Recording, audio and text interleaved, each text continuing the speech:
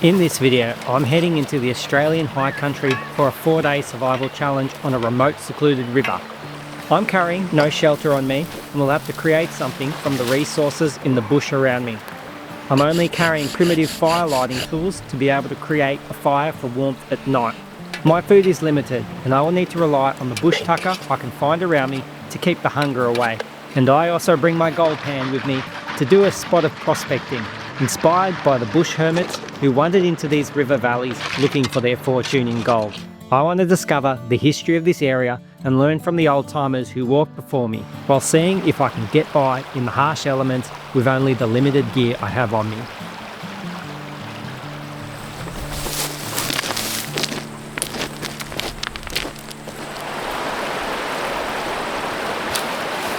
Well, g'day all, welcome back to another video. This is going to be a bit of a 4-day survival challenge with building my own shelter and having to create fire, and I've got very limited food on me, but for this one I'm on a beautiful river. Now I'm on private property for this one. I want to say a big thank you to Justin, who reached out to me and said I was welcome to come to his bush block, and we're in a remote valley right now. I'm not going to tell you the exact place, but we are in the Omeo region, and the Omeo region has a long history of settlers coming here and miners, gold diggers, hermits, things like that. And that's what I'm kind of going as today. Yes, it is a survival challenge, but it's kind of looking at the history of those late 1800s miners who came into the area looking for gold as well. So I will be doing a spot of gold panning. I need to find a lot of my own food. I've got to build a shelter as well, so I'm going to camp along this river. I'm just going to look for a nice area where I can probably set up, and you know, the beauty of private property is I can do a lot more. I've got a lot more freedoms to do what I want here, and of course I'm going to be very respectful to the property, and a big thank you to Justin. It's bloody hot. I don't have far to walk for this one, but I'm going to walk a little bit upstream and find a place to set up.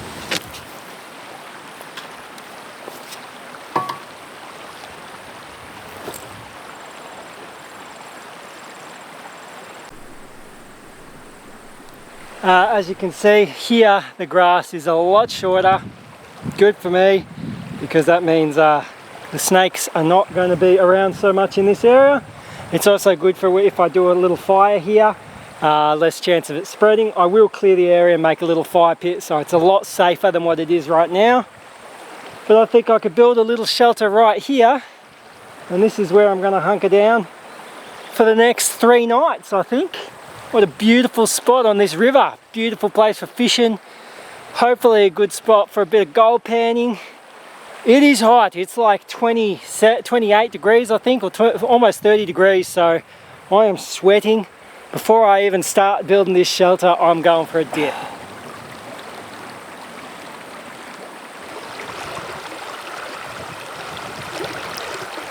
Alright, well, it's getting later on in the day. It took a long time to drive here, so I got here a bit later. It's about a 5-hour drive down this way, and I'll tell you what, with the price of diesel at the moment, it was painful filling up the car. Yeah, it's interesting seeing how things are at the moment with fuel prices rising, but you know, doing skills like these and putting yourself into little challenges like these are always beneficial, because it just teaches you resilience, I think, and adaptability. So that's the plan for this 4 days. Now today I'm not going to focus on getting food or going fishing or even gold panning or anything like that, because I do have limited food on me, and I have at least something I can cook up tonight, which I'll show you later. I'll show you the food I have later, and I'll go through the gear I have as well, maybe tomorrow. But what I really want to do is just get going on a simple shelter. I don't have to have it fully set up right now, but I do want to have just a little shelter and just clear the area out and then get firewood for tonight, because even though it's bloody hot right now, it's gonna get very cold tonight, and I don't have any sleeping gear with me. I've got a sheepskin to lay on, but that's it. So I would like to have at least a little fire going throughout the night to keep me warm.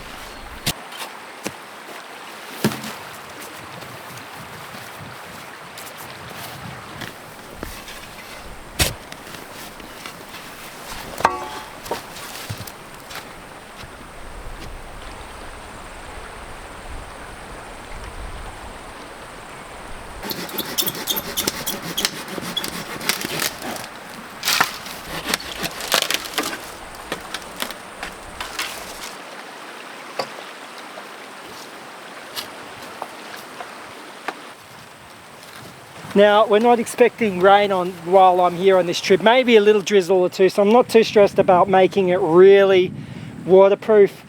I will want to get at least the sun off me in the day, but also at night time. It can get very cold when you're out in the open, so having a bit of cover over me will keep the warmth in a little bit.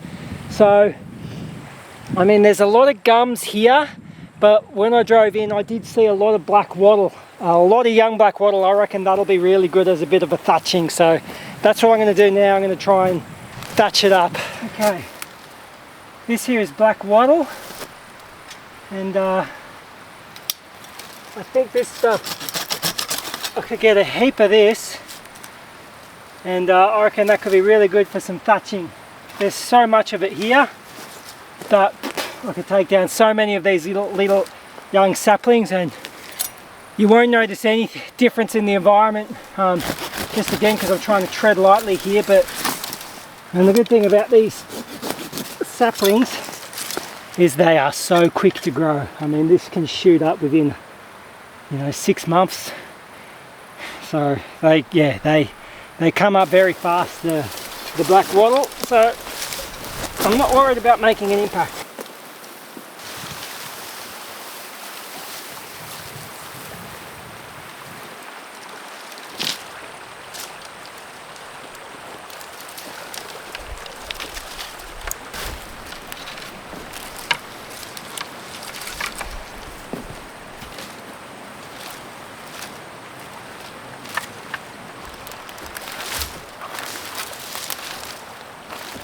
And there she is. This is my little shelter for tonight. If it rained, you'd probably get a little wet, but we're not expecting rain, at least for the first 2 nights. The last night there might be a drizzle, so I'll reinforce it. I'm a bit tired right now, but now the indigenous would have called something like this a gunya shelter.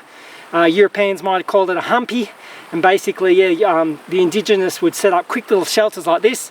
And when the English and the Irish and the Scottish, they came here, they saw these little shelters, they definitely copied them and created their own style humpies in little, riverbanks and things like that. Now, where I am right now, you wouldn't want to be here in the winter when there's heavy rain because it would flood this area. So what I've kind of built right now is something that the old timers might have built in the summer season, and it's summer right now, it's the end of summer, and basically, let's say there's a settlement or little homestead further downstream. In the good weather, in the summertime, gold diggers, they might walk upstream, build a little humpy like this. They might spend a week out here searching for gold, and then when bad weather's on its way, they'd head back downstream to the main settlement or the main camp. And that's the whole idea of a traditional bushman's camp that I'm doing for this trip. This area of the high country has a long history of settlement and bushmen. People like the Gunai Kurdai, Duduroyu, and the Yekmitang people frequented the Omeo region and would live off the rich landscape, with late summer to early autumn being a time when groups travelled to the mountains where the bogong moth was harvested. The name Omeo itself is said to have come from an indigenous word, perhaps meaning mountain. In 1834, Johann Lotsky, the naturalist, was the first European to lay eyes on this fertile valley, and soon after, stockmen and squatters moved into the area to graze their animals. By 1835, stockmen were already situated in Omeo and driving cattle into the mountains in the summer months. In 1851, gold was found in the area, and a full-scale gold rush was occurring by 1854. Men, predominantly from the British Empire and also Chinese gold diggers, came into the area to stake their claim. From here, more adventurous bushmen wandered into the mountain to try their luck at the many streams and rivers. This mining boom ran into the early 1900s. After this, the region returned to pastoralism, and the stockmen continued to work in the area, driving their cattle into the Bogong High Plains. So the area has a rich history of bushmen surviving in the wilderness here, from indigenous tribes to stockmen to gold diggers, miners, timber cutters and more.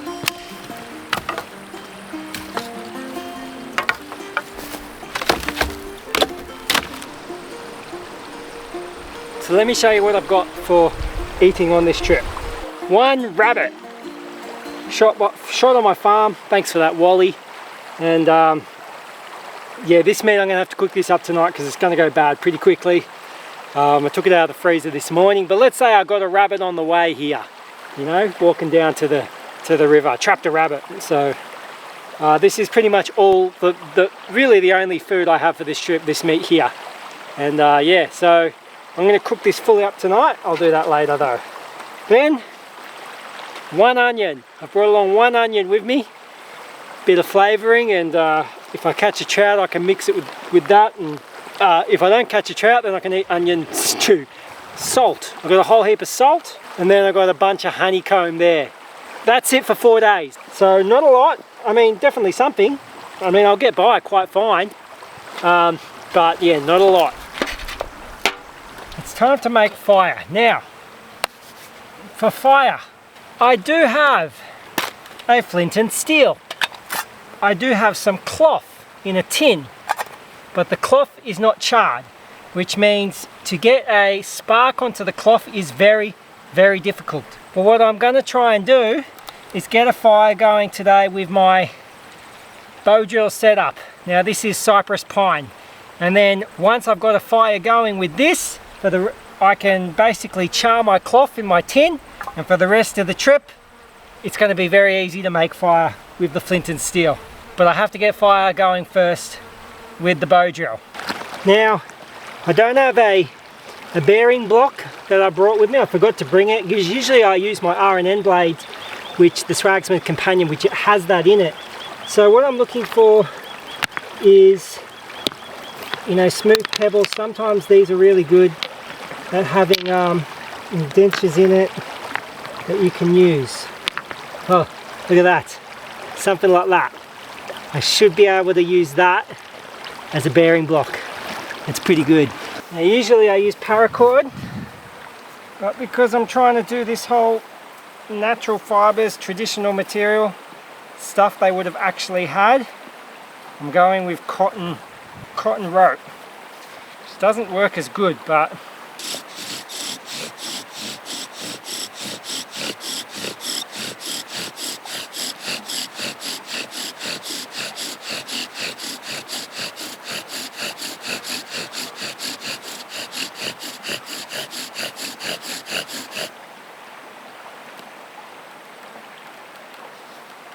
yep, I have an ember.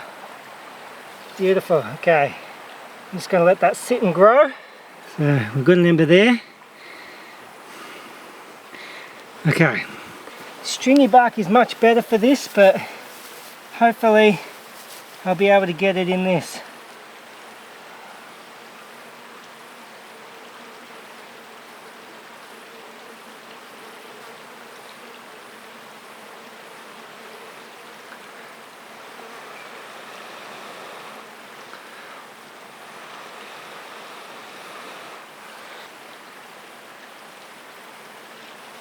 Lost it.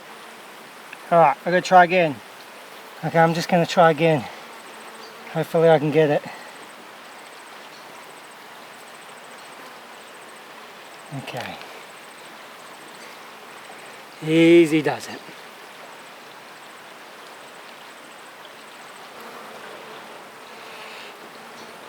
Yes! Oh! Yes! Oh! That was a battle. That was a battle, but I got it.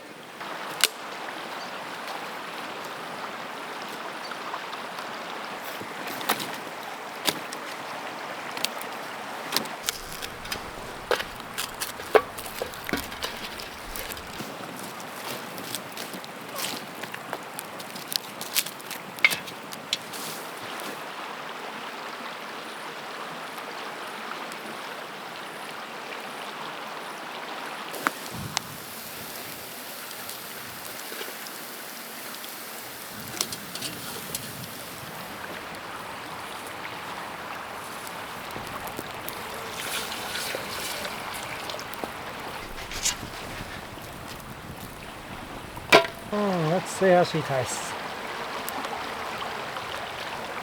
Chewy and gamey, but still good.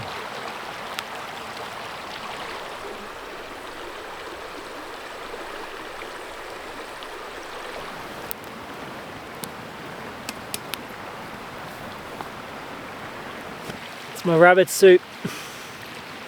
Doesn't smell the most appetizing, but oh well. Tastes good. Plenty of salt. Of course, the thing about rabbit is it's a very lean meat, so you really have to cook it with other stuff like veggies and that, but the onion in there is pretty good. Having some flour, that would be absolutely perfect. Oh, it tastes like chicken.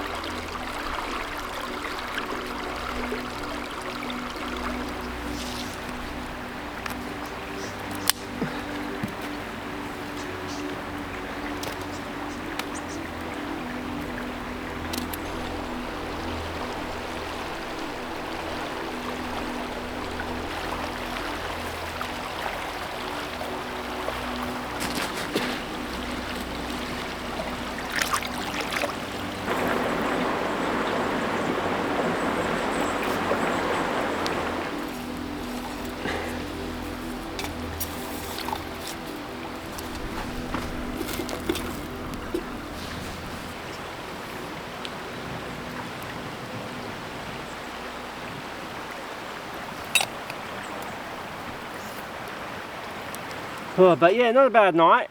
Enjoyed the night. And you know, when you sleep next to a stream and it goes all night, you have really weird dreams. I don't know why that is, but it's just the constant noise. Today, my plan is I do still have some of that rabbit stew left over, so I'm going to cook that up for brekkie, and then that'll give me a bit of a boost for today. So I'm going to do most of my gold panning today in the water. It's a hot day, so it'll be nice for it. And then maybe in the evening I'll try and, when it's too hot, just relax, or maybe just try and go fishing, try and catch some trout and just take it easy. So yeah, but throughout this trip what I wanted to do is I wanted to show you, I had quite a few people send me out some stuff, and I've been using it for this trip, and I really just want to showcase their beautiful work throughout this video. So the first one goes to a Nate Langford, and he made this beautiful cowhide leather tobacco pouch. So I can keep my pipe in here, I can keep my baccy, keep my matches, things like that. And it is absolutely beautiful. I love it. So there we go. Got my pipe in there, keep my tobacco in there. So check that out. Thank you so much, Nate. I really appreciate that.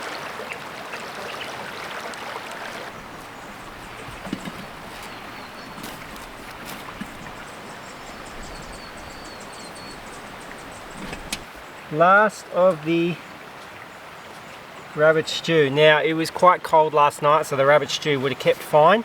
Often I do this. Once the meat is cooked and it's sitting in a stew, you can leave a stew overnight if it's cold in the night, and then you need to cook it up first thing in the morning and then eat it. So last bit of energy I got for the day. after this, I have to catch trout. And if I don't catch trout, I've got honey, an onion, and whatever bush tucker I can get from the bush here. That sun is already getting hot, you can feel it, so I'm probably going to start doing some gold panning now before it gets too hot, and I'm going to wear my leather moccasins in the water just so I can be walking in and out of the water, and peak oil, hemp and cotton knit, just so I can get these wet and keep my clothes and boots dry. So yeah, this area has a long history of gold mining with the prospectors back in the day. Now, the idea with gold panning, from what I've been taught, is trying to find those inside bends where river goes around a bend and then pushes all that sediment in flood onto the inside bank. This section of river that I'm on is pretty straight, so there's no real clear inside bends. So I'm just going to try and gold pan where I find little gravel sections like here that maybe in flood water, you know, you find bedrock where the gold could settle into during flood. You know, those people who watch my channel, I've got quite a few avid gold prospectors who watch my channel. I'm a complete novice. You guys are probably going to laugh at where I'm going to be digging, but I'm going to give it a shot. There's a bunch of places I've kind of scoped out along this river where, you know, we'll see. I'll give it a good hard crack. Now, before I go gold panning, I'm going to put this fire fully out. Now, back in the day, old bushmen would have just buried this with sand, but it's going to be hot and windy today, so if I'm not around camp, I want to make sure that's going to be fully out.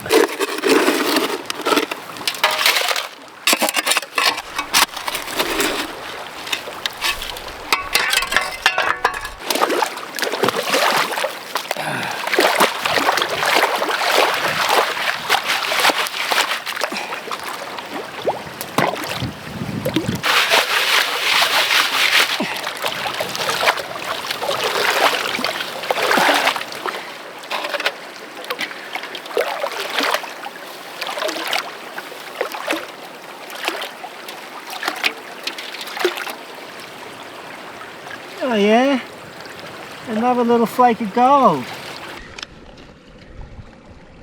Look at that there.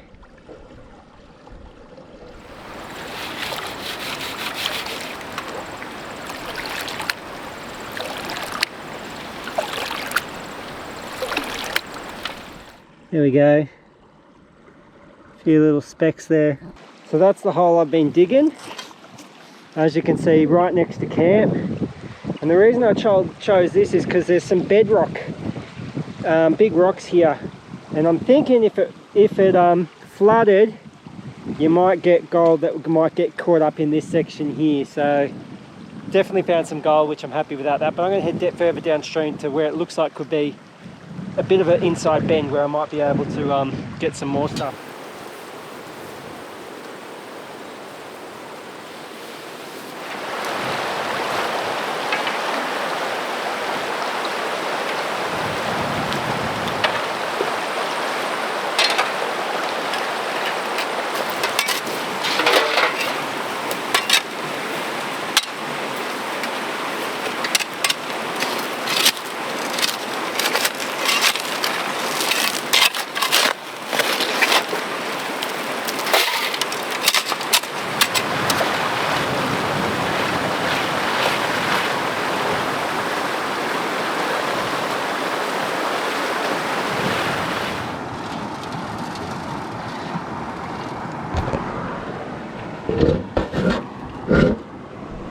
There we go.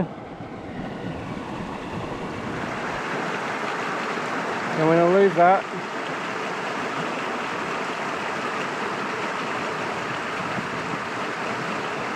Look at that. Already getting some gold in there.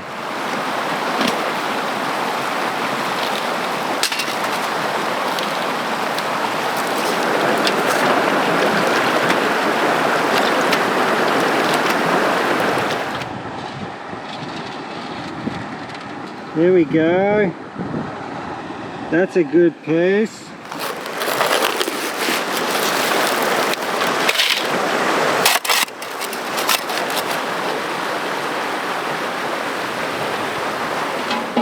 Another rich, this was a good haul.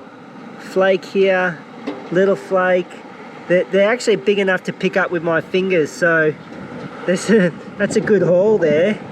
There's gold in that hole right there. Well, that was success. I mean, there's gold in here, and I got quite a few decent flakes. Yeah, some very tiny little micro flakes, but then a couple of bigger flakes, and then even a picker or two that I was able to put into my little container. So, by the way, I'm actually using a Rigididge 1800s vintage gold pan as well, which makes it harder because of the colour and the rust and everything than the modern ones, but it makes it more authentic, that's for sure. I've got to watch myself. I could keep going. Once you get that gold fever, you just want to keep looking for gold, but because this is more of a survival trip and I don't have much food to rely on, I've got to take it easy and start looking for food because I'm getting really hungry. I almost feel like I should have made this a gold mining camp and set up a proper camp and bring a heap of, you know, traditional food with me, so I could have gone all day just gold mining, but that's alright. I'm pretty happy with what I've achieved. You know, the gold miners would have brought food out with them when they would set up a little camp like this, but imagine towards the end of their trip and they're running low on supplies and barely had anything, kind of like what I've got, and you know, they still want to be out here finding gold, but they don't have much food, so they've got to use the resources around them. So that's the whole thing I'm imagining right now. Anyway, I'm going to head back to camp, and I might reinforce my shelter a little bit more as well.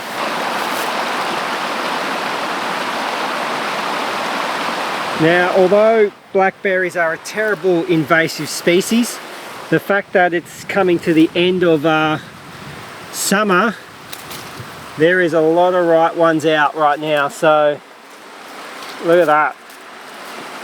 Terrible for the environment, good for me because got my snacks that I can eat during the day. A little energy boost there.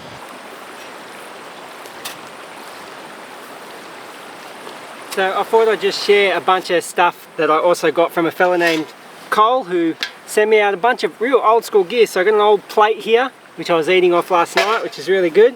And then he sent this, which was originally a wax canvas side bag, or haversack they call them, which is really great. Also the belt I'm wearing, this old school leather belt he sent as well. Otherwise, yeah, all this stuff was sent to me by Cole, so thank you, Cole. Also, he sent me a bunch of leather as well. And I got my my daughter to braid up the leather, as you can see here, and I spruced up my Akubra because it was looking a little bit worse to wear. So there's a yellowtail feather I got from my Wilson's prom trip. Yeah, that nice braided cow leather, which my daughter did, and then check out the little Aussie Australia flag pin on it. Can you see that? There it is. There we go, the Australia flag pin on it. So I spruced up my Akubra, so thank you, Cole, for sending all that stuff out.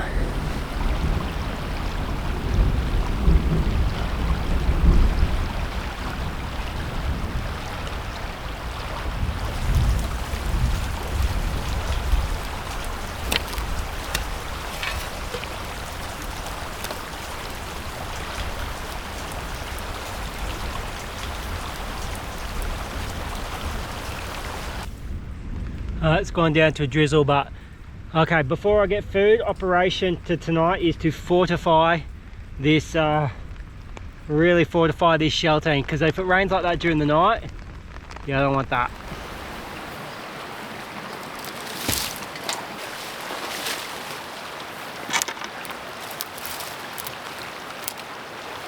If the weather's going to do this tonight, I'm just going to leave my oilskin. I was meant to bring it to wear it. I'll probably show it to you on the last day because it's a really cool new product that I want to show you. But I reckon it's going to work really good as a, chuck it over there as a shelter. And a few more eucalyptus leaves on there, and I think I should be okay. If more rain comes like that, I mean, look how it's really dry in there, so it obviously did the trick. Getting some dry firewood going to be a bit difficult tonight, but hey, have a look at this. Fresh water in my gold pan.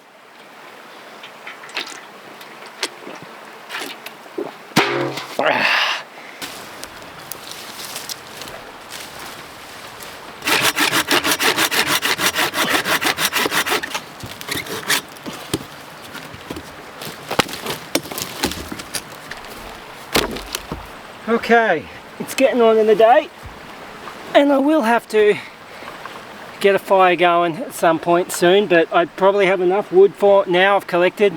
My shelter is reinforced. I'm confident that if it rains like that again in the night, I'm going to be set. I'm going to go for a fish. I'm not sure if I will be able to catch my dinner. Otherwise, I'll devote the whole day to tomorrow to catching a fish. I do have another plan if I don't catch a fish food I can eat tonight from bush tucker that's around me.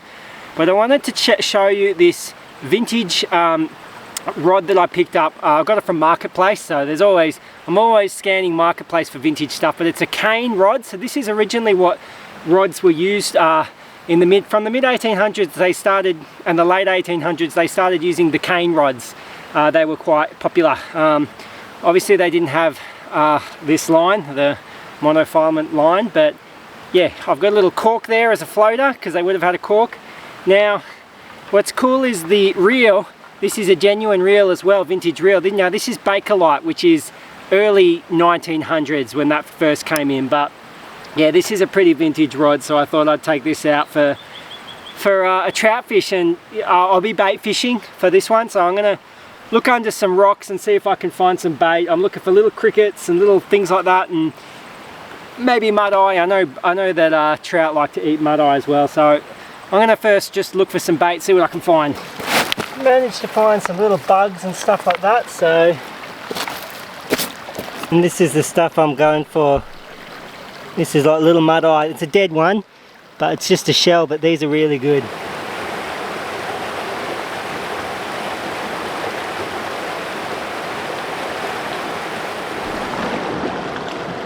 So nothing here. I'm thinking I'm just going to set the line. It's probably the best way. Set a line and then just leave it so I can easily come and access it.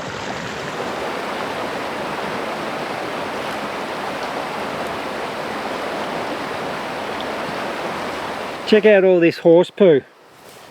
Lots of horse poo around here, and this is definitely Brumby country, wild horses. We do get the wild horses out here. Actually on the drive in I saw a cleared area that there was a bunch of horses and they were clearly roaming free. They weren't in fences or anything like that. Whether they're semi-domesticated I'm not sure, but I think they were Brumbies. Yeah, this is, you know, country like the old stockman, man from Snowy River type area. It's beautiful. So basically I have a plan.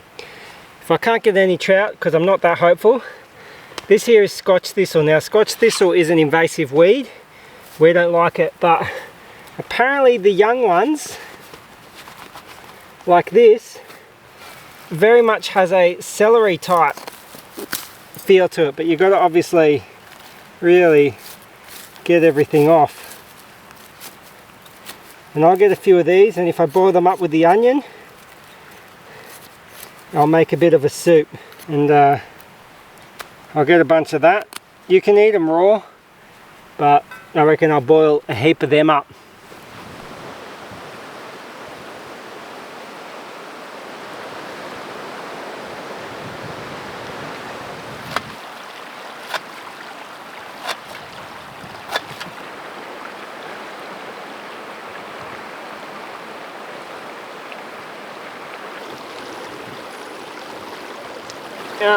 Not hopeful about that fish, but I'll just leave the line in and I can watch it from here. As it gets darker is when they bite a lot more, so that'll be interesting to see. Now, I did char my cloth last night.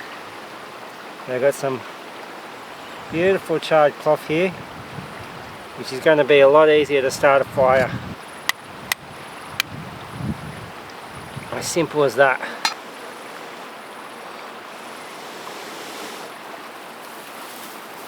Easy, easy peasy. Whoa, whoa, whoa, whoa.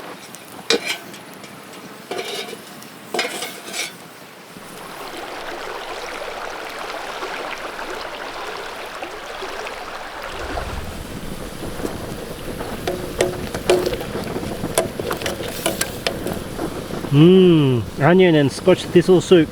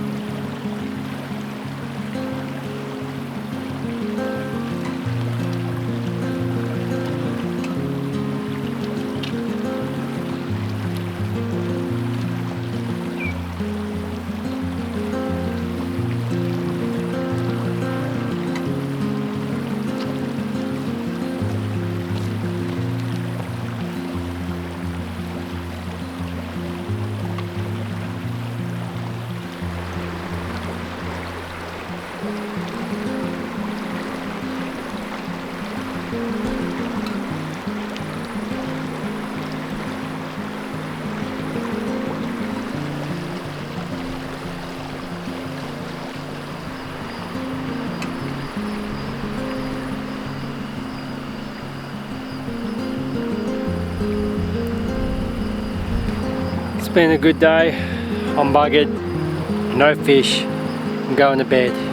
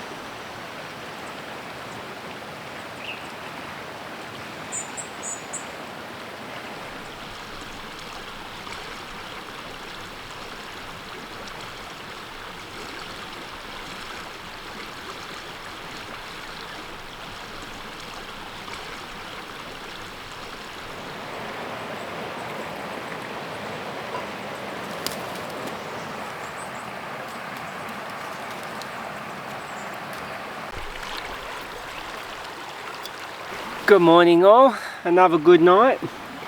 It hasn't been that cold, like it's definitely fresh, but the shelter's quite warm, especially with the fire. It reflects a lot of heat, it gets quite warm in there. Oh, I'm not hopeful about the fishing today, but I've scavenged up some blackberries and I've got some honey. This is pretty much what I'm going to fuel myself on for the whole of today, because I'm doubtful that I'm actually gonna catch a fish. They just don't seem to be on the bite. I've tried different things, little mud ice things and little cockroach things, but they don't want to bite it. I've seen them jumping. I tell you what, I just need to get into fly fishing.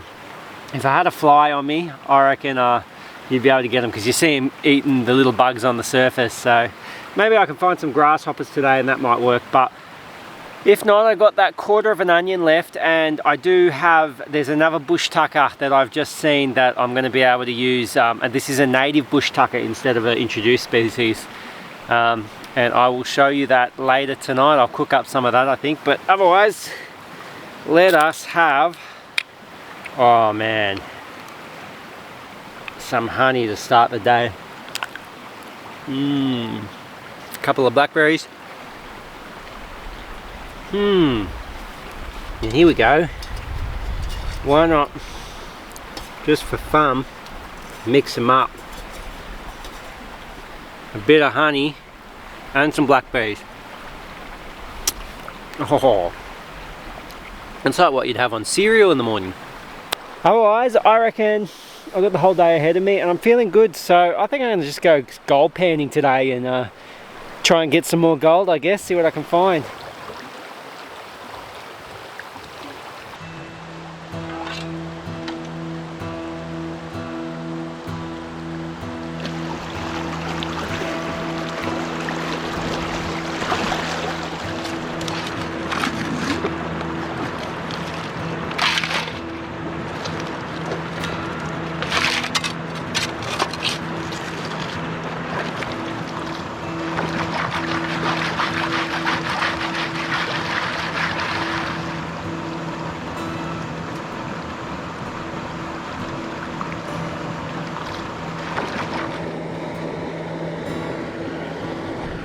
Makes me happy to see that.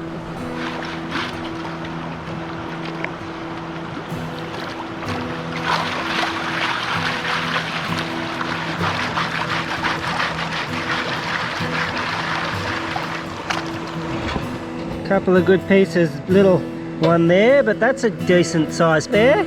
almost picked that up, and then a lot of microflakes there as well.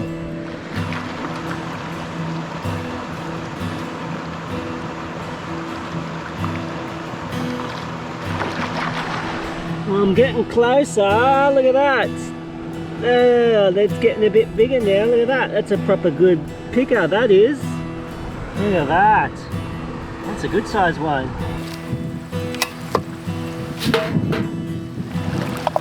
Honey and blackberries.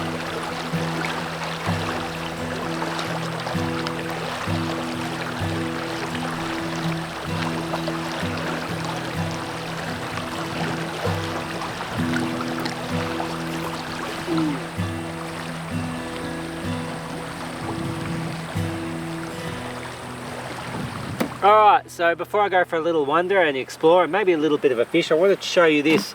Shout out to Dog and Gun Coffee. Now I don't have any Dog and Gun Coffee with me on this trip, but I do have this case that they sent me out. Now when they sent it came with coffee, but obviously it's lockable, so people use it for ammo and stuff like that. I've been using it for all my camera gear, putting in my drones, my GoPros, my batteries, my everything like that I need for filming.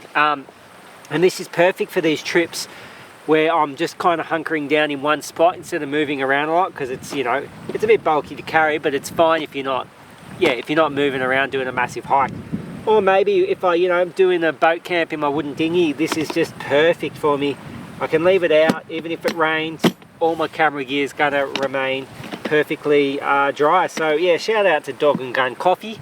I do love their coffee, and I have an affiliate link with them if you're interested in that, but I love this case.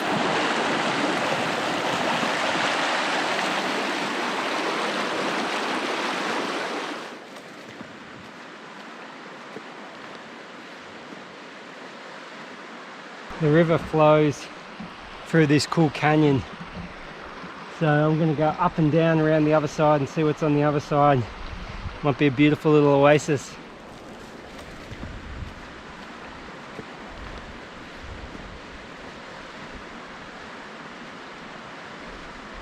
Alright, I've come from the other side of that gorge. I walked up the top and came down. Have a look at this. A really cool natural shelter here. You could clear all that out, clear the rocks out, and then that would be a great little natural shelter that you could build into. Make a little gold mining humpy. And I reckon there'd be gold in there.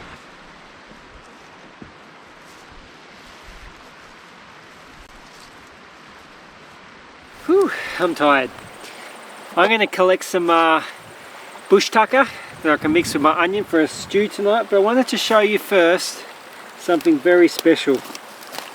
This here on my hip is from a fella called Nathan, North Iron Forge, and mind you, it's a bit dirty at the moment, but it is a beautiful knife that he made me and sent out to me, and I've been using it for this trip.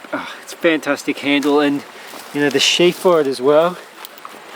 The sheath for it is really, really nice, and this has been a beautiful knife. I might just give it a clean and then I'll get a nice close-up of it.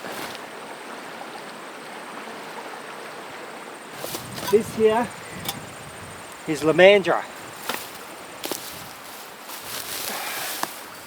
You see this little fleshy bit here? That is actually good enough to eat raw. It's got a real pulpy taste. Actually, it's actually really nice.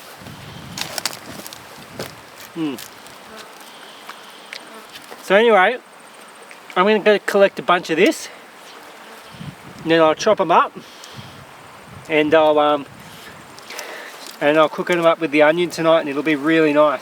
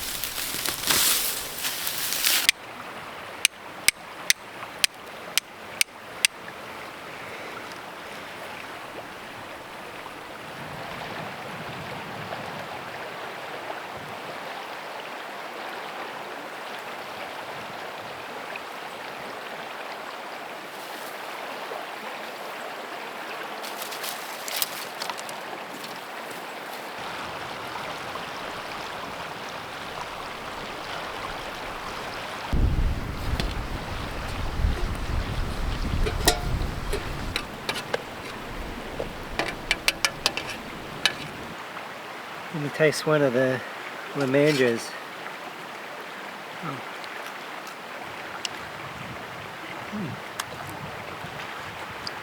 Better than the Scotch thistle.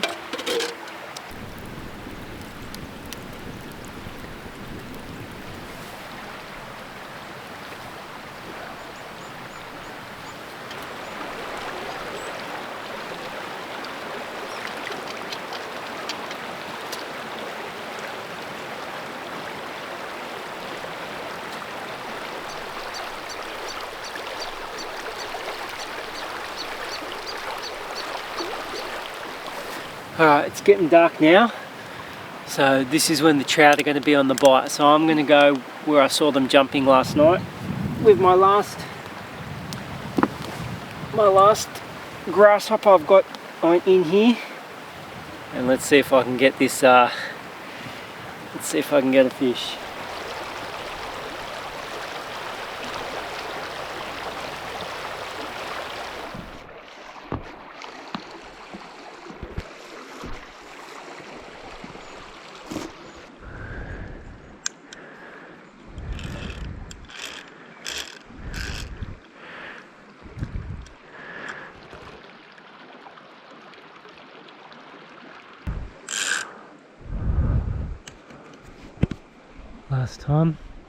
Last night, that's where I saw them all jumping around this time. So, well, I tried my best, but my best did not suffice. I saw a few fish jump, not as many as last night's, but they're just not on the bait. Oh well, I tried my best, so I'm gonna go get this fire going and hunker down for the night, because the bats are out and it's time to go to bed. They're out. Ooh.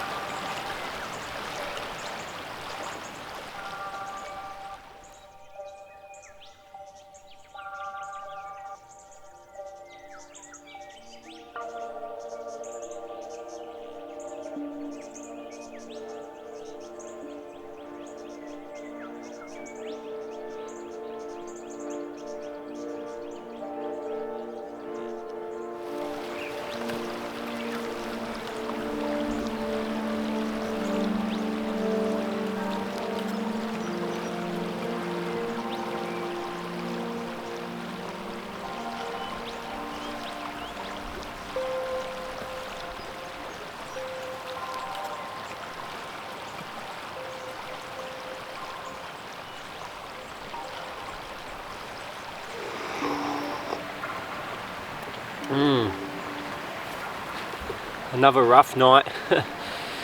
Boy, had a headache in the night, just sleeping on the ground. I really need to start building myself a little bit of a bed next time. But it's been really good to do this camp and just, you know, relive what the old gold miners would have gone through back in the day. Shame about trout fishing, but there's trout in there, but just couldn't get them. But pretty happy with the gold, finding gold here. And yeah, I'm pretty hungry, so I'm really looking forward to, you know, heading out of here and getting something to eat, that's for sure. But it's just so special doing these camps. Like, it's more than just camping out in nature, though. That's the biggest part about it. But it's also just this sense of wonder at the history that we have that's gone and we can't get it back, but just trying to get a little taste for it. Yeah, it's really special at times. But yeah, it's been awesome to camp on this spot. I can't say thank you enough to Justin. Thank you so much, mate, for letting me come and camp on your property. What a beautiful slice of wilderness you have. Yeah, absolutely gorgeous. And yeah, just the generosity of my followers in general, like all the stuff I've shown you that's been sent out to me for this video. Yeah, it's incredible the community we've built here, and people who are interested in, you know, both camping and history and things like that. So it's really, really cool. It's a bit nippy this morning, so I'm going to chuck on something that I want to show you. I'm really excited to show you about, actually.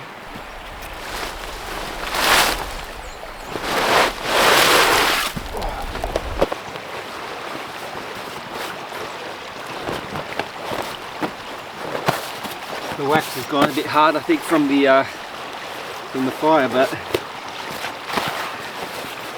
traditional oilskin stockman jacket.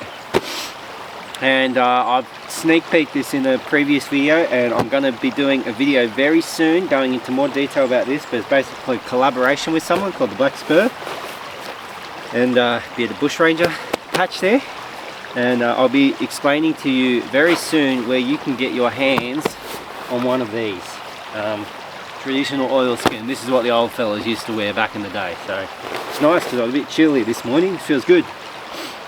Alright, I might start packing up this shelter, making it look like I was never here.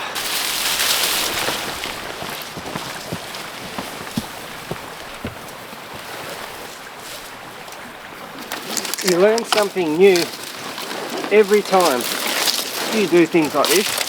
So for example, black wattle.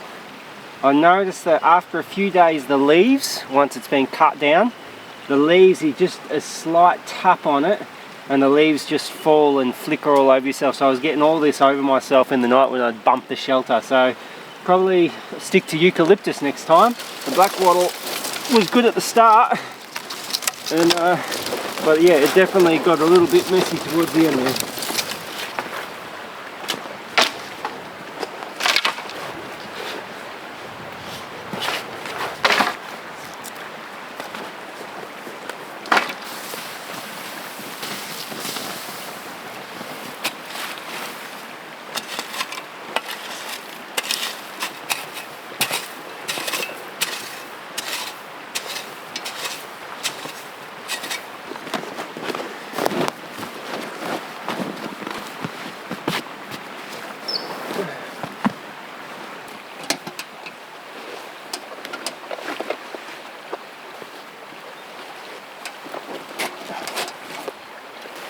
Alright everyone, that's me. I'm done. I'm going to head back to the car.